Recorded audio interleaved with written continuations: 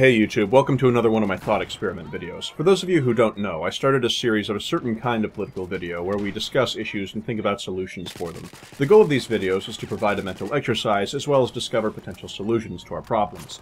Today's topic of discussion is the penal system, template country being the United States, though the discussion could be applied to most nations.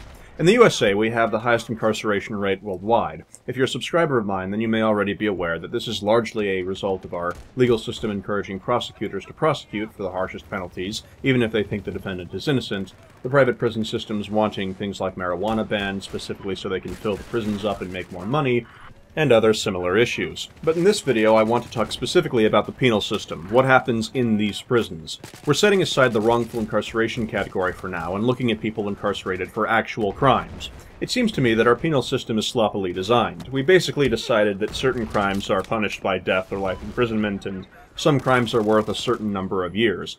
For example, stealing a car may be worth 3 years, whereas a rape may be worth 10. More to the point, we hand out fluctuating penalties very commonly, often based on bias, if the person being accused is wealthy or famous, or other small modifiers that keep our legal penalties for larger crimes from having any distinct shape. In part, this is because it's difficult for two crimes to be exactly alike, and thus makes it difficult to approach correct penalties for each, but in part this is based on things like wealth. I think the system is systemically flawed. Think about the concept for a moment. Certain crimes are worth a certain amount of time in prison. This is basically an extension of time out, and I feel it's focused on attempting to be able to label itself as fair, despite an abundantly clear failure to do so. So what I'm thinking is that the goal of the penal system should be different. Right now the goal is to incarcerate people who have committed crimes until they've served their time, but I think the goal should be to reform said criminals and consequently lower the crime rates upon their release. If a criminal is reformed, say it was found they had a mental illness and it was treated in prison, I don't see much reason to keep them in prison. Vice versa, if a criminal can't be reformed with our current capabilities, I don't see much reason to release them back into the general public when we already know they'll go straight back to committing crimes, nor to expensively detain them for no inherent benefit. Our current penalties are based largely off of attempting to prove the system offers some sort of justice by compulsively dishing out punishments which we culturally consider acceptable, even though this practice has the known result of increasing our crime rates and failing to reform. In the case of a prisoner who is reformed 2 years into a 20-year sentence, the remaining 18 years may do nothing but build a sense of resentment and provoke more criminal behavior instead of less, especially if their prison environment is generally hostile. If people are willing to have a less effective penal system and more crime so they can feel their system is more just, then we're going to have a conflict of interest here. But then again, what can you expect when those sorts of cultural values will obviously be encouraged by politicians who get campaign contributions from private prison systems when they make money from the crime rate being high and released criminals going back to prison? We have a privatized prison system in the United States, meaning our prisons are owned by private for-profit companies that make more money based on how many people are incarcerated. These companies will ask for things like marijuana to be kept illegal specifically so there can be more prisoners, and I've linked to another video which shows one of these companies' 10K forms asking for just that in the video's description. Ask yourself, are these prisons who make money based on how many people are incarcerated, and ask for things to be kept illegal so they can have more prisoners, the people you want to trust with the task of reforming prisoners? Why would they want to reform prisoners when they can release a criminal and get him back in a year? Why would they want to pay for the expenses of hiring a psychologist or establishing complicated reform systems when doing so is unproductive for them? So I suggest that one thing that needs to be done is to revoke the for-profit status of prisons. I'd suggest by making them state-run, though that's not the only option. Though this part is a more long-term goal, as it's easier said than done in the United States, but a smaller country without the starting problem of big controlling companies might have an easier time of it. Dealing with that issue will be a topic for a future video, though. Now, some people might protest the idea of a system built on reform rather than on a concept of justice of crime and punishment. The argument probably being that by committing a crime, the criminal now owes a debt to the society and to the state, and this debt should be repaid.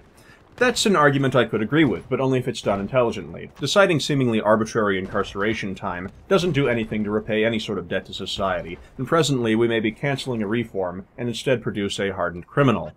Now, what we could do is we could use prisoners for complicated social experiments, or implement mandatory blood donations to better supply our hospitals, or some other sort of benefit.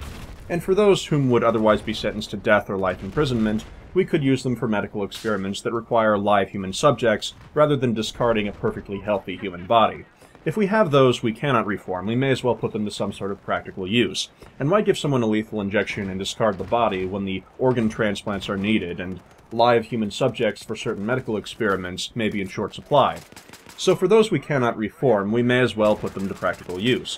Why have a prison to house all the unredeemable miscreants who just want to go out of prison and molest some more kids when they'd make fine test subjects for medical experiments? And for those we can reform, who are scheduled for eventual release, we may as well reform them and obtain lower crime rates. And if we want to obtain repayment in the process, we can do so without having to issue bizarre incarceration timers. There are many options. As for the subject of how our new prisons would reform prisoners, well, once we have such a prison, my first suggestion would be by educational reform. Another common trend in the United States is that those who are without access to things like college education are more likely to commit crimes. Thus, in prison, part of the reform program should be education. I'm going to tell you an idea I got from a Dilbert episode.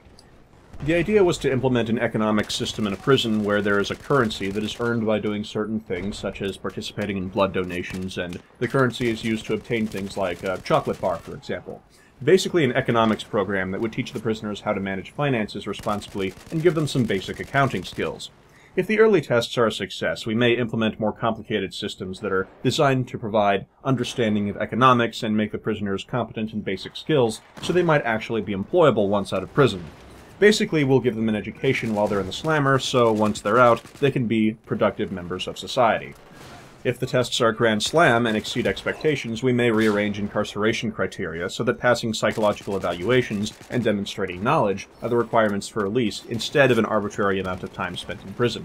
That way someone could get out early or late based on their progress. Basically what I'm proposing is that we incarcerate people for the goal of rehabilitating them instead of the goal of punishing them. We sort criminals into categories. Is the criminal in the category of, did it because they were mentally ill or other mitigating circumstances, or are they not? But if someone who has access to their mental faculties and can make complicated judgments decided, hey, you know what, I could ask the state for help with my fetish for little kids, but I'm not going to. I'm going to choose to molest children. Well, he's not going to jail for 5 to 10 years. He's going to the science lab to be used in unethical medical experiments that we need live bodies for. Basically, that'd be our form of capital punishment. So meritocratic law would have strict laws, but very few of them. Marijuana wouldn't be illegal. People that are incarcerated because they're mentally ill would be in prison until they've passed psychological evaluations and knowledge from re-education to demonstrate they can now be a productive member of society. Irredeemable criminals wouldn't waste any space or money as they'd face capital punishment and be sent off to the science labs. In the United States, the subject of justice in this situation is made more murky because people in the USA often don't have an education and don't have access to healthcare. But I predict that with the implementation of healthcare reform and educational reform, we can reduce the demand for prisons because a lot of these criminals that we now need to rehabilitate would never have become criminals in the first place. But that's a topic for later. For right now, I want you, the viewer, to ponder programs to rehabilitate or re-educate criminals for various roles in society, or programs to obtain repayment to society that don't involve arbitrary incarceration timers. Leave the results of your ideas and your ponderance in the comments section below, and discuss with others about ideas that you might have in mind. Oh, and by the way, this is the kind of stuff your tax money would be going to in Balthazar 3457's Meritocracy.